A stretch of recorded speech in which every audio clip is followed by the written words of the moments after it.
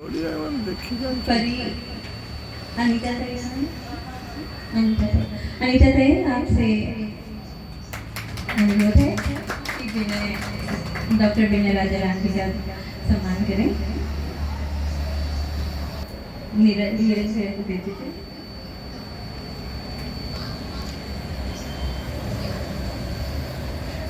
श्रीफल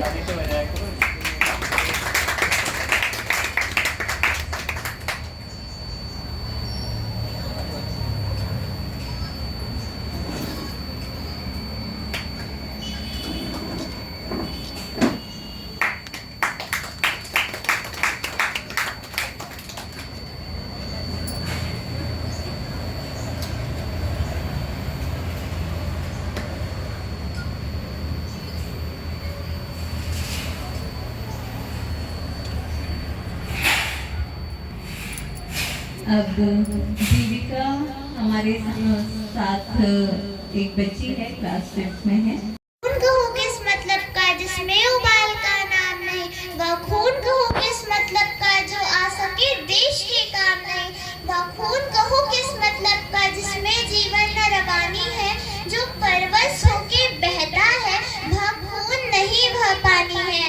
उस दिन लोगों ने सही सही खून की कीमत पहचानी थी, जिस दिन सुभाष ने वर्मा में मांगी उनसे कुर्बानी थी। बोले स्वतंत्रता के खातिर बलिदान तुम्हें करना होगा, तुम बहुत झुके जग में लेकिन आगे बढ़ना होगा।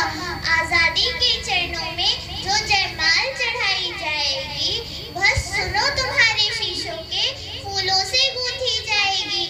आजादी का संग्राम कहीं पैसों पर खेला जाता है, यह शीश कटाने का सौदा नंगे सर झेला जाता है।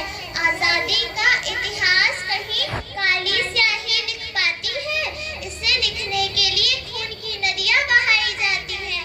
यह कहते कहते वक्ता की आंखों से रक्त उतर आया, मुख रक्त वर्ण हो दमक उठा, दमकी उनकी रक्तम काया। आजाद बाहु ऊंची करके बोले रक्त मुझे देना, इसके बदले में भारत की आजादी तुम मुझसे लेना। हो गई सभा में उथल पुथल, सीने में दिल न समाते थे, स्वर इंकलाब के नारे कोसों तक छाए जाते थे। हम देंगे देंगे खून शब्द बस यही सुनाई देते थे, रण में जाने को खड़े युवक तैयार दिखाई देते थे। बोले सुभाष इस तरह बातों से मतलब सरता है, यह लो कागज कौन यहाँ आकर हस्ताक्षर करता है, पर यह कोई साधारण पत्र नहीं, आजादी का परवाना है। इस पर तुमको अपने तन का कुछ उज्जवल रक्त गिराना है। वह आगे आए जिसके तन में खून भारतीय बहता हो, वह आगे आए जो अपने को हिंदुस्तानी कहता हो। मैं कफन बढ़ाता हूँ उसको जो इसको हंस कर लेता हो। सारी जनता हुंकार उठी, हम आते हैं, माता के चरणों में अपना रक्त गिराते हैं। उस दिन देखा था तारों ने हिंदुस्तानी विश्वास नया, जब भू से लिखा था महारणवीरों ने अपना इतिहास नया। जय हिंद, जय भारत। और इस विषय पर सभी लोग अपने अपने विचार व्यक्त करेंगे और हमारे मंच पे इस भारत की महान विभूतियों में से शुमार होने वाले लोग इस मंच पे आसीन हैं। अभी आप लोग को बहुत नॉर्मल लग रहा होगा ये सब चीज़ें, दूर से देखते हो तो तुम लोग बहुत बड़ा लगता है। जैसे तुम लोग क्लास में बोलते हो कभी किधर कि मुझे उनके साथ फोटो खिंचानी है, उन्हीं के साथ खिंचानी है, उन्हीं में से एक सब लोग अपने अपने क्षेत्र में महान विभूति हैं। सबसे पहले हम सभी को नमन करते हैं आपके विचारों को। जब हमने ताई जब सुना था आपके बारे में, मुझे तो पता नहीं था, जब मैंने देखा कि आप बहुत अच्छा लिखते हैं, मुझे बड़ा अच्छा लगा। दीदी ने मुझे बताया कि मुझे बहुत अच्छा लगा कि क्या शब्द का चयन है, बहुत अद्भुत है। और जैसे सौरभ बुंदेला जी की मैं बात करूंगा, तो जिस संघर्ष के साथ इनकी जर्नी मेरे साथ ही स्टार्ट हुई है, हमने सब कुछ देखा है कैसे कराया कैसे नहीं। दीदी पैदल कोचिंग आते थे, आज ये कंडीशन है कि यूपीएससी क्लियर कर रहे हैं। अभी इंटरव्यू दे के आए पीएससी का, यूपीएससी क्लियर कर रहे हैं कि एक स्टैंडर्ड मेंटेन किया कि अब मैं एक सिविल सर्विसेज को ज्वाइन कर सकता हूँ। आज उस रैंक पे आ गए हैं कि मैं इस साल नहीं तो अगली साल। बहुत अच्छे हैं, हमने तो बहुत विषयों पर चर्चा होती है, एज राजनीतिक चर्चाएं करते हैं, सामाजिक चर्चाएं करते हैं, कभी साहित्यिक चर्चाएं करते हैं, किस विषय पे क्या क्या चीज़ें हो सकता है। तो बहुत बार हमारी इनसे चर्चाएं होती रहती हैं। तो आज हमारे बीच में हम इनको सुनेंगे। हमारे बीच में जर्नलिज्म का कोर्स कर चुके हैं अपने दीपक यादव जी, और एक बड़े अच्छे वक्ता हैं। ये भी विभिन्न विषयों पे अपनी बातें रखते रहते हैं, और आगे चल के इनको बहुत अच्छा ड्रीम है कि मैं एक किताब लिखूंगा। तो मेरी शुभकामनाएं हैं कि आप अपनी किताब लिखें उसको। और हमारे बीच में हमारे भाई साहब सबके मार्गदर्शक है ही है, अनिल जोशी जी। हम सब लोग इन्हीं की छत्र छाया में, इन्हीं के वटवृक्ष के नीचे चल रहे हैं। और हमारे बीच में हमारे आदरणीय जगह जाते तो मेरे अंदर बड़ा हेजिटेशन रहता है। ऐसा कुछ नहीं है, पहले मन में निकाल के फेंक देना, ऐसा कुछ नहीं है। यदि हम आप लोग भी अपने विचार व्यक्त करना चाहते हैं तो बिल्कुल करिएगा, मौका लगेगा तो हम लोग उस पर चर्चा करेंगे। तो सबसे पहले मैं गौरव जी आपसे चाहता हूं कि अपनी बात, जिस विषय पे चर्चा होनी है आज, उस पे आप अपनी बात रखें। सर्वप्रथम मंचसीन अतिथि, हमारे वरिष्ठगण, हमारे जो छात्र छात्राएं यहाँ पर उपस्थित हुए हैं, सभी का हार्दिक स्वागत, वंदन, अभिनंदन करता हूँ। मैं स्वयं एक छात्र हूँ और मेरे माता पिता ने मुझे शुरू से एक ही शिक्षा दी है कि हम जीवन भर सीखते ही रहते हैं, तो हम सदैव छात्र ही रहते हैं। हम कभी भी सर्वश्रेष्ठ नहीं बन सकते। तो शुरुआत करूंगा। आज का हमारा विषय है आदिवासी हिंदू है। मैं वकालत का छात्र हूं, तो सबसे पहले शुरुआत करने से पहले मैं जिस चीज़ की पढ़ाई कर रहा हूँ, BA LLB ऑनर्स, BA में हमारा एक सब्जेक्ट है सोशलॉजी, जो हमको बताता है कि हम जिस राज्य में रहते हैं, जिन लोगों के बीच में रहते हैं, हम उस प्रकार का culture, standard, way of living हमारी लाइफ में अपनाते हैं। उसी प्रकार की हमारी जीवन शैली होती है, बात करने के तरीके होते हैं, पूजा पाठ के तरीके होते हैं, और वही सारी चीज़ें हम अपने जीवन में हमारे अंतिम समय तक अपनाते हैं। तो मैं ये मानता हूँ कि वनवासी, आदिवासी, आदिवासी क्या है, आदिवासी का अर्थ क्या है, आदिवासी को जानने के पहले सबसे पहले हमें उसका अर्थ जानने की आवश्यकता है। आदिवासी मूल निवासी, आदिवासी का अर्थ होता है मूल निवासी। आज हम देखें, आज हम इस विषय को लेकर चर्चा पर क्यों खड़े हुए हैं। आज के परिदृश्य में अगर हम देखें तो राजनीतिक रूप से आदिवासियों को बरगलाने का प्रयास किया जा रहा है। कहीं ना कहीं वामपंथियों द्वारा आदिवासियों को यह सिखाया जा रहा है कि आप हिंदू नहीं, आपका धर्म अलग है। ऐसा क्यों? ये सिर्फ और सिर्फ एक प्रकार से अगर हम देखें तो वोट बैंक की राजनीति करने का प्रयास किया जा रहा है, और कुछ भी नहीं। आदिवासी हमारे ही बीच के लोग हैं। आदिवासियों को आज कहीं ना कहीं समाज में भी सर्वप्रथम रखने का प्रयास हमारी समाज के माध्यम से किया जाता है। उन्हें सुरक्षा देने का प्रयास आज से नहीं, रामायण के समय से किया जा रहा है।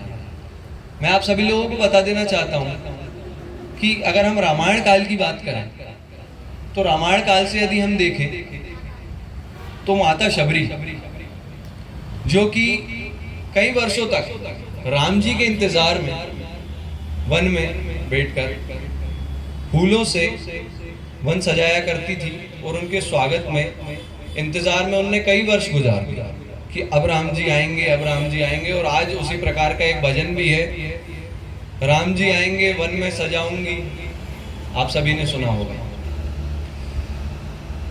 तो मुख्य विषय यहाँ पर इस बात का है कि माता शबरी जो थी वो एक गरीब परिवार से बिलोंग करती थी। उनके माता पिता ने उनकी शादी वहाँ तय की थी और उस व्यक्ति से तय की थी जो सिर्फ धूम्रपान, शराब पीना, इसके सिवा और किसी चीज़ में अपना ध्यान नहीं लगाता था। उसकी जीवन शैली सिर्फ यही थी, सुबह उठना, शराब पीना, सो जाना। माता शबरी को ये कतई पसंद नहीं आया। माता शबरी अपने विवाह से पहले भाग गई और जाकर वन में बस गई। वहाँ पर उनको ऋषियों का सहयोग मिला, जिन्होंने उन्हें शिक्षा दी, उन्हें बताया कि आप अकेलेपन को कैसे दूर करके वन में रह सकते हैं। माता शबरी ने वन में रहना शुरू किया। शुरू करते करते एक समय वो आया, उनकी मुलाकात हुई ऋषि मतंग से। ऋषि मतंग जी ने उन्हें शिक्षा दी। ऋषि मतंग जी के लिए वह लकड़ी लाने का काम, पानी पिलाने का काम एवं अन्य सेवा कार्य जो भी हो सकते थे एक ऋषि मुनि के, वो कार्य करती थी। कुछ समय बीता, ऋषि मतंग बूढ़े होते गए और जाने के पहले उन्होंने माता शबरी से सिर्फ एक ही बात कही कि कुछ समय के बाद राम जी आएंगे और उसी दिन आप अपना देह त्याग करेंगे। इसी इंतजार में माता शबरी अपना जीवन जो है जी रही थी। फिर एक दिन ऐसा आया कि राम जी वन में पहुंचे। वन में पहुंचते पहुंचते कई समय लग गया। माता शबरी की भी स्थिति उस समय ऐसी हो चुकी थी कि अब रह पाऊंगी नहीं रह पाऊंगी, जी पाऊंगी नहीं जी पाऊंगी। उनका खुद का मन व्यथित हो चुका था कि अब आगे जीवन में क्या है क्या नहीं है, उन्हें कुछ भी समझ में नहीं आ रहा था। माता शबरी बस इंतजार में वन सजाती थी, फूलों से, उसके सिवा मीठे बेर इकट्ठे करती थी। और उन बेरों की खासियत ये थी कि माता शबरी उन्हें चख कर रखती थी कि कहीं मेरे राम जी को खट्टा बेर ना खाना पड़े, तो मीठे बेर इकट्ठे करके रखती थी राम जी के लिए। राम जी जब पहुंचे और माता शबरी उन्हें देखकर पहचान गई, साथ में लक्ष्मण जी भी थे। लक्ष्मण जी देख गौरवानंद जी आपने रामायण काल की चर्चाएं की, बहुत सारी बातें उसको वर्तमान से भी जोड़ा, बहुत अच्छी बातें आपने कही। अगली कड़ी में हम बुलाना चाहेंगे सौरभ बंदेला जी को, जो अपनी बातें हम सभी के सामने रखने का प्रयास करेंगे कि आदिवासी हिंदू हैं।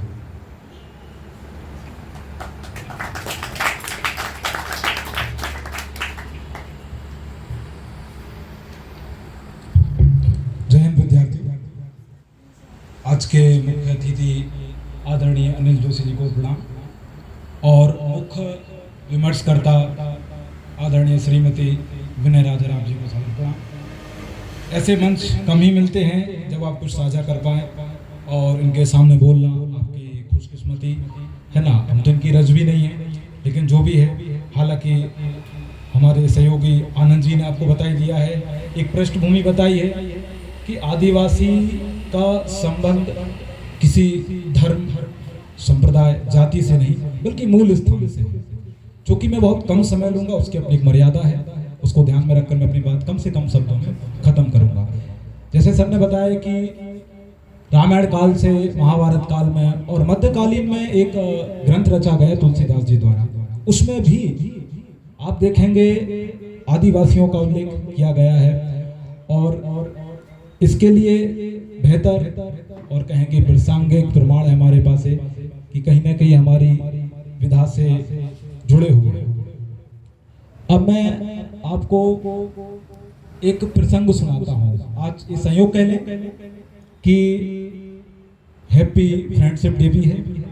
तो जब राम राज्याभिषेक हो रहा था, तो उस दौरान जब लक्ष्मण भरत ने पूछा कि आपके राज्याभिषेक का मुख्य अतिथि कौन होगा, तो राम ने कहा ऐसा तो कुछ हमें याद नहीं आ रहा है।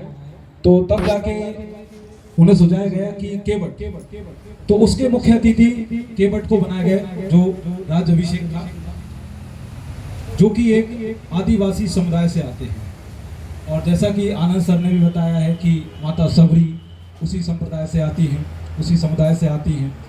इसके अलावा बानरों को भी क्या कहा गया है, आदिवासी कहा गया है।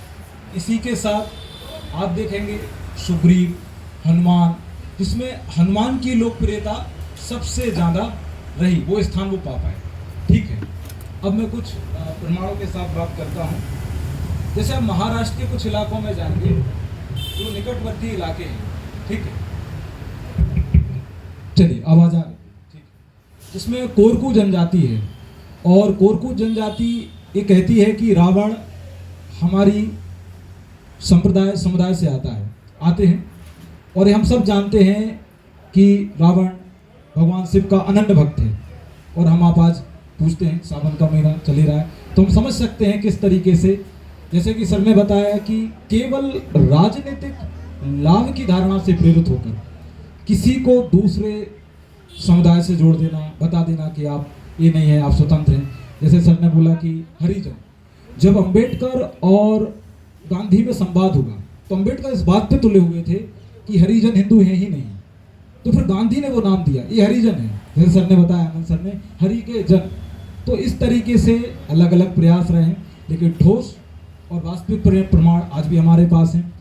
जैसे आप इसके बाद जैसे सर ने बताया, निषाद भी आदिवासी समुदाय से आते हैं, जो बताता है कि कहीं ना कहीं ये वर्ग, ये जो संप्रदाय फैला हुआ भारत में, ठीक है, ये क्या है, हिंदू है। इसके अलावा नल और नील जैसे इंजीनियर, उस दौर के हम कह सकते हैं अभियंता, ये भी इसी समुदाय से आते हैं, आदिवासी समुदाय से आते हैं। सुपोड़ जैसे राजवेद इसी संप्रदाय से आते हैं, ठीक है, और हम इतिहास में इनको पढ़ते हैं, जानते हैं।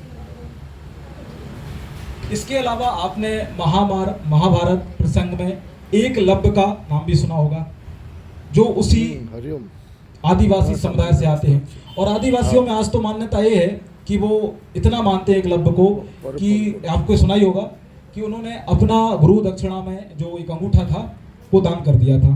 तो आज भी आदिवासी समुदाय धनुष चलाते वक्त इसका प्रयोग नहीं करते हैं, मतलब अंगूठे का प्रयोग नहीं करते हैं। तो आप जान सकते हैं, और धनुष उनके लिए आज भी उतना ही पूजनीय है। और हम जानते हैं धनुष धरोहर, आप अर्जुन को देख लें, भगवान राम को देख लें, तो कहीं ना कहीं हमारा इनसे संबंध है, प्रत्यक्ष अप्रत्यक्ष रूप से। चूँकि हम विकास के क्रम में रहे हैं, हमारा विकास क्रम बदलता रहा है। हम पहले जंगलों में थे, फिर कस्बों में, नगरों में, शहरों में आए।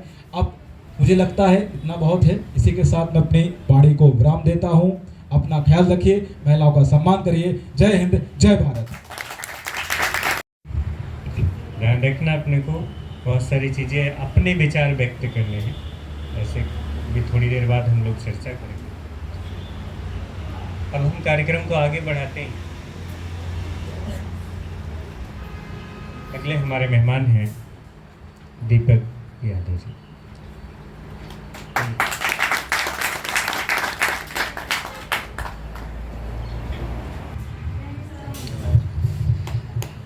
सबसे पहले मैं अपने मुख्य अतिथि अनिल जोशी जी को सादर चरण स्पर्श से प्रणाम करता हूं, और हमारी मुख्य विमर्शकर्ता ताई जी को नमन करता हूं।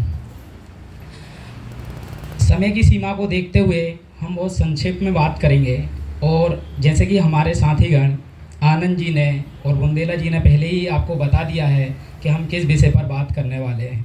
देखिए, बात को दोहराने से समय निकल जाएगा और समय बहुत मूल्यवान होता है। मैं इसलिए इस चीज़ को यहाँ पर स्किप करूँगा और हमारा जो मूल विषय है उस पर आऊँगा। सबसे पहले हम जो चर्चा कर रहे हैं आदिवासी जनजाति की, और बात करने वाले हैं आदिवासी हिंदू हैं या नहीं। ये नहीं शब्द के कारण ही हम यहाँ एकत्रित हुए हैं और ये विषय लिया गया है। अगर ये नहीं ना होता तो हम इस पर चर्चा ही क्यों करते। और भी तो बहुत सारी जातियां हैं, उस पर तो हम चर्चाएं नहीं कर रहे हैं। आदिवासी की ही क्यों कर रहे हैं? क्योंकि यहाँ राजनीतिकरण के कारण नहीं शब्द जोड़ दिया गया है। कुछ हमारे देश के बहुत बड़े नेता और जाने मानी हस्तियों ने यहाँ पर नई शब्द जोड़ा है। एक उसमें से मैं नाम लेना चाहूँगा। जैसे कि मैं कुछ दिन पहले एक लेख पढ़ रहा था, तो हेमंत सोरेन जो कि चीफ मिनिस्टर हैं झारखंड के, उन्होंने ये बयान दिया कि जो आदिवासी हैं वो हिंदू नहीं हैं, ये अलग हैं। तो उसको देखकर मुझे बड़ा अजीब लगा। एक राजनीति लाभ के कारण क्या हमारे समुदाय में से कुछ लोगों को अलग कर दिया जाएगा? क्या कुछ लालच के कारण हम लोग अलग हो जाएंगे? ये तो वो बात हो गई है, जब अंग्रेज आए थे तो अंग्रेज़ों ने हमको हिंदू मुस्लिमों में और हिंदुओं में जातियों के नाम पर बांट दिया गया था। आज यहाँ भी वही चाल साजिश हो रही है। तो हमको इस चीज़ को समझना होगा। और जैसे कि हमारे भाई आनंद जी ने बता दिया है आपको कि इतिहास में भी बहुत सारे आपको सबूत मिल जाएंगे जिससे कि ये पता चलता है कि जो आदिवासी हैं वो हिंदू हैं। बुंदेला जी ने महाभारत की बात की है और मैं आपको बताना चाहूँगा कि महाभारत रामायण में कई साक्ष्य हैं जिससे ये पता चलता है कि जो आदिवासी हैं वो हिंदू हैं। एक्चुअल में क्या हो रहा है कि आदिवासी जनजाति इतनी ज़्यादा तादाद में है कि कुछ राज्यों में से उसके बलबूते पर सरकार बन सकती है। तो सोचा ये जा रहा है कि क्यों ना हम इनको अलग कर दें और हम एक अलग पार्टी बनाकर, पार्टी बन भी चुकी हैं, पार्टी बनाकर और हम सत्ता को अपने कब्जे में ले लें। हम यहाँ पर किसी पार्टी का सपोर्ट नहीं कर रहे हैं और ना ही ये बता रहे हैं कि इस पार्टी को इससे लाभ होने वाला है। हम तो बस इस पर चर्चा कर रहे हैं कि जो आदिवासी हैं वो सनातनी हैं, सनातनी ही रहेंगे और सनातनी ही थे। अब यहाँ पर आदिवासी जनजाति हैं। 2001 का आंकड़ा लें तो ये तकरीबन 8 करोड़ के करीब में जो आदिवासी थे। 2011 का आंकड़ा लें तो ये 12 करोड़ के करीब में पहुँच गए हैं, जिसमें से हमारे मध्य प्रदेश, झारखंड में आदिवासी समुदाय बहुत ज़्यादा है। तो मैं अपनी वाणी को विराम देना चाहूँगा और इतिहास में मैं चर्चाएं नहीं करूँगा क्योंकि अभी हमारे पास समय कम है और सभी की बात रखने का टाइम चला जाएगा अगर हम इसी विषय पर चर्चा करते रहे तो। विचार विमर्श का विषय है तो सभी के विचार को हमको सुनना बहुत ज़्यादा ज़रूरी है। जय हिंद, जय भारत। हमारी ताई जिनके बारे में अभी आप लोग नहीं जानते, कई भाषाओं का ज्ञान है। मैं लिस्ट बताऊं, पढ़ के बताएं? देखिए, उड़ीसा मातृभाषा, सृजन भाषा हिंदी, सह बहुभाषाविद हिंदी, ग्रीक भाषाओं की सीधी भारत भाषा तारककर्ता, भारत भवन दृष्टि मध्य प्रदेश पाठ्य पुस्तक निगम की स्थायी समिति की सदस्य, उत्तर प्रदेश हिंदी संस्था सामान्य सभा की साहित्य सदस्य तथा भारत सरकार के वित्त एवं खनन मंत्रालयों की हिंदी सलाहकार जैसे विभिन्न महत्वपूर्ण पदों पर समय समय पर मनोनयन किया गया। 5 वर्ष ग्रीस की शोध वृत्ति पर ग्रीक, संस्कृत, भाषाई, बौद्ध ईसाई विषय आधारित गहन शोध, भारत सरकार प्रदत्त वरिष्ठ सेवावृत्त पर कार्य, व्यापक यूरोप लिखा, क्या लिखा है इसमें तो क्लियर नहीं आ रहा है, भ्रमक, अब मुझे इसमें क्लियर नहीं है, बहुत सारी हैं, इतनी है कि जितना मैं पढ़ नहीं पाऊंगा, बहुत सी जगह है। तो आप समझ लीजिए कि आप किसके दर्शन कर रहे हैं, हम लोग तो इसी में धन्य हो जाएंगे। इसमें क्लियर नहीं है, वो शब्द क्या क्लियर दिख नहीं रहे हैं। जैसे एक लाइन यहाँ नीचे वाला है, कविता, कहानी, निबंध, बाल साहित्य, नृत्य, नाटिका, प्रस्तुतियों आदि के 27 प्रकाशनों प्रदर्शनों के अतिरिक्त लगभग 21 सामूहिक संकलन मंच पर मेरे साथ सब बैठे हैं, सबका बहुत बहुत सम्मान करते हुए, आदर करते हुए, और आप सब लोगों को इस विशेष विमर्श में उपस्थिति के लिए बहुत अभिनंदन करती हूँ। और बहुत सारी बातें विषय के अनुसार हो चुकी हैं। आवाज़ सुनाई दे रही है ना? ऐसे अधिक बहुत नहीं, जैसे कि सबने कहा कि बहुत बोलने की ज़रूरत नहीं है। विषय बहुत गंभीर है। जितने गहराई में जाएंगे उतना अधिक समझ में आएगा। आप पहले ही अपन क्या कह रहे हैं, आदिवासी पर चर्चा। तो ये हमारे भारतीय परंपरा में हमने कभी उनको आदिवासी नहीं कहा। आप ध्यान करें इस बात को। किसी भी उदाहरण को ले लें, किसी भी ग्रंथ को ले लें, तो हमारे भारत में हमने कभी उनको आदिवासी कहा ही नहीं।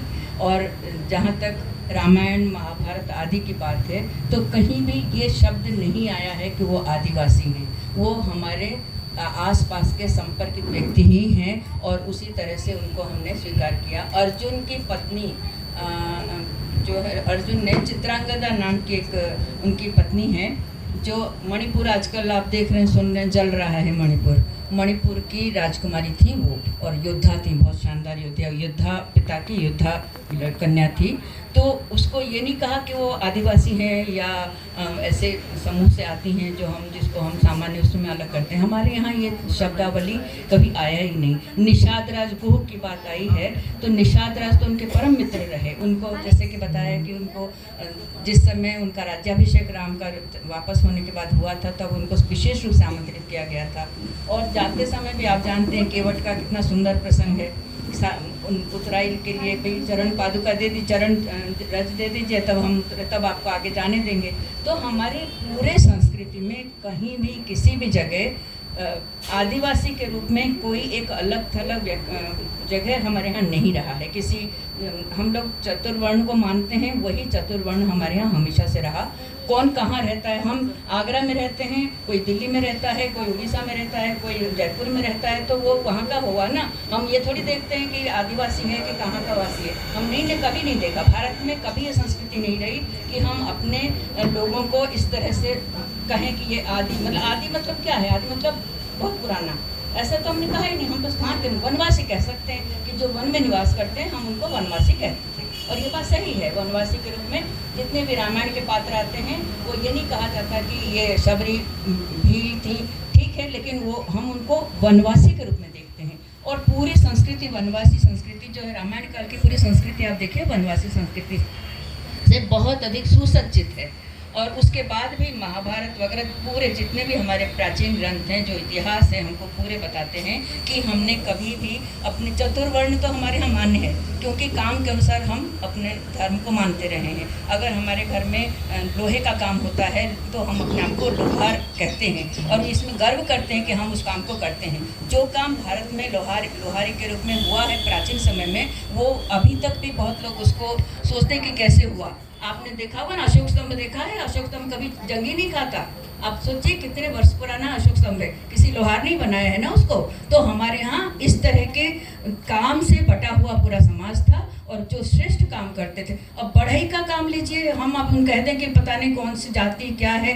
जगन्नाथ जी को सुना है आपने, नाम सुना है जगन्नाथ भगवान का, है ना। जगन्नाथ भगवान को किसने बनाया? उनको जब एक कहते हैं कहानी उसकी, ये अब बहुत सुंदर कथा है जगन्नाथ भगवान की। क्योंकि हम आदिवासी की बात कर रहे हैं, तो आदिवासी के मैं नहीं मानती, मैं अगर वनवासी की बात मानती हूँ या हमारे प्राचीन ऐसे लोगों को मानती हूँ जो वनों में रहते हैं। तो उसका सबसे अच्छा उदाहरण, अगर हम सुसंस्कृत उदाहरण अगर जानना चाहें, तो वो जगन्नाथ भगवान को आप देख लीजिए, उनकी पूरी संस्कृति को आप देख लीजिए। उनकी बनावट में जो भील होते हैं वही उनके पूजा भी करते हैं, पूजा दैता ब्राह्मण कहलाते हैं वो। मतलब आप जानते होंगे कि जगन्नाथ भगवान की जब पूजा होती है, वहाँ पर भात प्रसाद मिलता है। भात समझते हैं ना, अन्न प्रसाद होता है, कच्चा खाना, जिसको हम लोग आमतौर पर कहीं प्रसाद में नहीं पाते, लेकिन वहाँ जाते हैं तो वहाँ पर वही कच्चा खाना जिसको भात प्रसाद कहते हैं, वो वहाँ पर मिलता है। उसको जो बनाता है, उसको जो भगवान को चढ़ाता है। मतलब वहाँ का खास बात ये है कि आपको जैसे पता ही दिया ना कि मैं उड़ीसा से हूँ, इसलिए मैं बता सकती हूँ इसको, मैंने बारीकी से जानती हूँ। तो वहाँ की खास बात ये कि जो भी अन्न बाहर निकल कर आता है प्रसाद के रूप में, वो सारा का सारा, मतलब एक एक कण जो है भगवान को पहले चढ़ाया जाता है, प्रसाद के रूप में चढ़ाया जाता है, तब जाकर वो बाहर आता है। वो फिर हम लोग प्रसादी के रूप में कोई भी जाते हैं तो वो खाते हैं। इसलिए वहाँ के प्रसाद को कोई छोड़ता नहीं। हमें आपने सुना होगा ना कि जगन्नाथ का भात जगत पसारे हाथ, कहते हैं ना। तो भात की महिमा बहुत ही महत्वपूर्ण है। लेकिन मैं कहना ये चाहती हूँ कि उसके जो पूजा करने वाले लोग हैं, जो प्रमुख हैं, जिसको हम ब्राह्मण कहते हैं, वहाँ के जो प्रमुख लोग हैं वो शबर जाति के हैं, भील जाति के हैं। तो कहाँ है हमारे यहाँ इस जाति का ये भेद या वनवासी आदिवासी का भेद? तो है ही नहीं हमारे यहाँ। हमारी संस्कृति में कभी नहीं रहा। और जैसे कि मैंने आपको बताया कि उनकी मूर्ति जो अनगढ़ मूर्ति जो बनाई जाती है 12-13 साल में फिर से नई बनती है। वो किसने बनाया, कौन बनाता है? कोई बढ़ई नाम होता है जो लकड़ी का काम करता है, वही बनाता है। और वो हमारे लिए सभी वो जो कुछ भी हर साल तो आप जानते होंगे रथ यात्रा होती है। रथ यात्रा में जो रथ बनते हैं कितने लकड़ी का काम करने वाले लोगों को वहाँ काम मिलता है। और सब मतलब आप सोचिए कितने पुण्य का काम होता है। वो उनके पैर छूते हैं लोग बाग जाके, जब वो रथ का काम करते होते हैं ना, तो जो जाते हैं उनके पैर छू के आते हैं कि हाँ भाई भगवान के रथ को बना रहे हैं, तो कितने खुद ही भगवान है। तो हमारे आप सोच लीजिए कि हमारी संस्कृति हमारी परंपरा किस तरह की है कि हमने कभी इनको अलग माना नहीं। वो तो अंग्रेजों ने आके हमको 4 वर्णों में भी कहा कि ये फलाना है, ये ढिमका है, ये मोची है, लोहार है। ये तो पहले हमारे यहाँ था ही नहीं। हमारे यहाँ शादी में आप देखिए किसको न्योता देते हैं अपन, सबसे पहले कहते हैं कि हमारे घर का चावल कौन लेके जाएगा। पीले रंग का चावल गाँव में अभी भी होता है, नाई जो होता है जो लेके जाते कि नहीं जाते हैं। तो हमारे यहाँ धोबी के यहाँ से कपड़े धुल के नहीं आते, हम उसको पवित्र नहीं मानते। कोई भी स्थिति हमारे यहाँ की जो सामाजिक स्थितियाँ हैं वो कभी ऐसे नहीं रही जो समाज से हमने किसी को अलग किया हो, किसी को नीचे दिखाया हो। सब हमारे लिए बहुत ऊंचे थे, बल्कि सामान्य से बहुत ऊंचे। जगन्नाथ जी की बात निकले तो वहाँ पर जो राजा हैं, अभी भी जो राजघराने के हैं ना, जगन्नाथ जी को जब चढ़ाते हैं रथ के ऊपर लेकर आते हैं तो उसके पहले उनकी झाड़ू लगती है। तो झाड़ू लगाने का काम महाराजा करते हैं। अगर वो महाराजा झाड़ू नहीं लगाते, उसको छेरा पैरा मतलब झाड़ू बुहारी करना कहते हैं, अगर वो बुहारी नहीं करते हैं तो भगवान आते ही नहीं वहाँ तक। आप सोचिए कोई राजा है जो बुहारी करता है, कहाँ रह गया है राजा और रंग का राजा और दूसरे सामान्य व्यक्ति का ये सब सम्मान? तो कुछ नहीं है हमारे यहाँ। बस ये जो भेद जैसे आप लोगों ने थोड़ा बताया, उसमें आप समझ सकते हैं कि अंग्रेजों ने हमको बहुत तोड़ा। उसके पहले हमारे यहाँ मुगलों का और इस तरह का बहुत एक तरह से नारकीय जीवन हम लोगों ने बहुत। और जितने भी हमारे 16वीं शताब्दी के जितने भी संत है, आप तुलसीदास को ले लीजिए, रैदास को ले लीजिए, जितने कि हम लेंगे सब कहाँ से आए हैं। कोई ब्राह्मण है क्या उसमें? एक तो कोई मिल जाए तो मिल जाए, कोई ब्राह्मण नहीं मिलेगा आपको नाम को अगर उस तरह से ढूंढेंगे तो। सब अलग अलग उस तरह से हैं। जो जहाँ पर है उसको हमने बिल्कुल भगवान का स्वरूप माना। रैदास की कठौती को कहते हैं कि गंगा नहीं जाओ, कठौती का पानी पी लो तो आप गंगा पहुंच गए। तो कहाँ रह गया भेद, कहाँ रह, कहीं हमने माना ही नहीं। तो इस बात को हम लोगों को और अधिक सबको खोल के बताना चाहिए। जितना हम जानते हैं उससे अधिक हमको औरों को भी बताना है। जो नहीं जानते, ठीक है नहीं जानते क्योंकि पढ़ा नहीं, जानकारी नहीं हासिल की, तो जिन लोगों को थोड़ी भी जानकारी है वो इस चीज़ को और अधिक इकट्ठा करें और इस बात को और अधिक फैलाएं। और जितना अधिक हो सके हमारे संस्कृति के इस अच्छेपन को, बहुत अधिक अच्छेपन को हमको बाहर लाकर दिखाना चाहिए। तो पहले मुगल शासन, मुस्लिमों का शासन आया, उस समय जितनी दरिद्री आई वो सब आती गई। फिर अंग्रेजों ने आकर और रास्ता तोड़ दिया। तो जो हमारा टूटा है या कांच के ऊपर जो एक तरह से धुआं लग गया है, तो उस धुएं को हम लोगों को मिटाना है। और जो अभी कहते हैं कि ये आदिवासी हैं, हम हिंदू नहीं हैं, वो नहीं जानते कि वो हिंदू हैं कि नहीं है। उनको जरा भी ज्ञान नहीं। अगर ज्ञान होता तो ऐसे की बात कह ही नहीं सकते थे। क्योंकि जो जानता है, आप बात करिए ना, जिसने भी आपने नाम लिया सोरेन जी, वो एक शब्द भी मेरे सामने आके खड़े होकर बोल दें कि नहीं है, बताइए कैसे? कहीं भी नहीं कहा गया। किसी भी आप कोई ग्रंथ उठाइए, कोई इतिहास, हमारे जो ऐतिहासिक ग्रंथ हैं, रामायण है, महाभारत है, पुराण है, सारे को आप कहीं भी देख लीजिए। हमने कभी भी इस तरह के भेदभाव वनवासी या आदिवासी के रूप में नहीं। वनवासी तो हम कहते हैं क्योंकि वनों में रहने वाला वनवासी है। आदिवासी के रूप में हमने उनको कभी ये दृष्टि से नहीं देखा। और आज जैसे जैसे हम आगे आए, जब इन लोगों ने बहुत ज़्यादा उनका कन्वर्जन कर दिया, जैसे कि बात निकली थी, और जब ऐसा लगा कि वो जैसे ऐसा लग रहा है कि हम अपने आप को, उन्होंने सोचा कि हम कहीं अलग थलग हैं, तब फिर से उनको नए स्तर पर हमने ST का जो अभी नया शुरू हुआ, आप जानते हैं, सब लोग बच्चे लोग जानते हैं। तो ये अभी नई तरह प्रणाली शुरू हुई। लेकिन फिर भी हम जो जानकार हैं, जो पढ़े लिखे हैं, जो समृद्ध हैं, जो एक तरह से हमारे यहाँ के नियम कानून बनाते हैं, या जो जैसे वकील बैठे हैं, तो वकीलों, ऐसे सब लोगों को मिलकर ये एक जो नैरेटिव गलत छा रहा है, उस नैरेटिव को नए ढंग से स्थापित करने की ज़रूरत है। अच्छे शब्दों में, अच्छे तरीके से हम जब ये बताएंगे कि नहीं वो सब तो हम अलग कहीं हुए ही नहीं है। बताइए कितने सारे लोग, आप उदाहरण देते जाइए, हर जगह आपको मिल जाएगा। तो इस चीज़ को हमें बहुत अच्छी तरह से ध्यान देके इस बात को नए सिरे से स्थापित करने की ज़रूरत है। स्थापित क्या करना है सो है, लेकिन उसको नए सिरे से, जैसे कहते हैं ना, कांच रखा है, धुंधला हो जाता है, उसके अगर पास धुआं आता है या धूल आता है तो कांच इतना धुंधला हो जाता है कि उसको हमें साफ करना पड़ता है, नहीं तो हम अपने आप को देख नहीं सकते। तो ऐसे ही हमारे संस्कृति में अगर कहीं धुंधलापन आ गया है तो ये हम पढ़े लिखे लोगों का दायित्व बनता है कि उस धुंधलेपन को हमें दूर करना चाहिए और अधिक से अधिक अपने जो भी हम बात कहें उसको सही, जिसको कहते हैं ना, प्रामाणिक तरीके से बात उठानी चाहिए। ये नहीं कि किसी ने कुछ कह दिया, किसी से कहीं सुन लिया और अपनी बात कह दी। आप उसको पढ़िए। आजकल तो गूगल बहुत अच्छा है, आपको कहीं नहीं समझ में आता, गूगल में देखिए, आप उसके विकिपीडिया में आपको बहुत सारी बातें मिल जाएंगी। तो जहाँ आपको असमंजस की स्थिति लगे, आप पुस्तकें पढ़िए, और या फिर जहाँ जो भी पढ़ सकते, जिस भी माध्यम से आप ज्ञान अर्जन कर सकते हैं उसको करिए, लेकिन अपनी बात को अपने अपने जो सामाजिक परिस्थितियां हैं, जो बिल्कुल निर्मल प्रवृत्ति की हैं, उनको सबको बताइए। जैसे कि बताया था कि भाई वन में रहने वाले वन की पूजा करते हैं, हम सब वन की पूजा करते हैं, कौन वन की पूजा नहीं करता। बल्कि मैं तो एक दिन अभी सोच रही थी कि बहुत पहले कहीं भी ये पढ़ने में भी आया होगा, और मेरे ख्याल से कई जगहों पर होता है, बाघ बाबा की पूजा की जाती है कई गाँवों में, कई जगहों बाघ बाबा, मतलब बाघ बाबा मतलब देवता के रूप में। क्योंकि जहाँ पर जैसे उड़ीसा है, बंगाल है, बिहार है, झारखंड है, जहाँ बाघ बहुत अधिक होते हैं, तो वहाँ अंदर जंगल में घुसेगा कोई कैसे? पहले बाघ महाराज की पूजा करो, तब